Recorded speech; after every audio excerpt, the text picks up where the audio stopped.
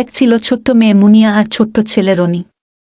Meunière খুব ভালোবাসা ছিল ফুল আর রনির ভালোবাসা ছিল পাখি। একদিন মুনিয়া তার বাগানে রঙিন ফুল তুলছিল আর রনি তার পাশের গাছে পাখি দেখছিল।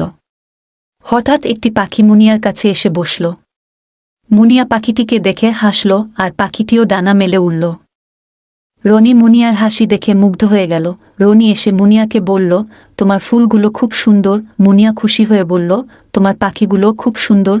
ওরা দুজন মিলে বাগানে ফুল আর পাখি নিয়ে খেলতে শুরু করল। রনি বলল, আমরা বন্ধু হতে পারি? মুনিয়া হাসি দিয়ে বলল, হ্যাঁ, আমরা তো বন্ধুই। তারপর থেকে মুনিয়া আর রনি প্রতিদিন বাগানে গিয়ে ফুল আর পাখি নিয়ে খেলত। তারা একসাথে হাসত, গল্প করত আর মজা করত। একদিন রনি মুনিয়াকে একটা পাখি উপহার দিল আর মুনিয়া রনিকে একটা সুন্দর ফুল দিল। তারা খুব খুশি হল। এইভাবেই মুনিয়া আর রনির বন্ধুত্ব আরও গভীর হল। তারা বুঝল, প্রকৃতির সৌন্দর্য আর বন্ধুত্বের মায়া একসাথে ভাগাভাগি করলে জীবন আরও রঙিন হয়ে ওঠে। মুনিয়া আর রনি একসাথে সারা জীবন প্রকৃতির সৌন্দর্য উপভোগ করতে থাকল।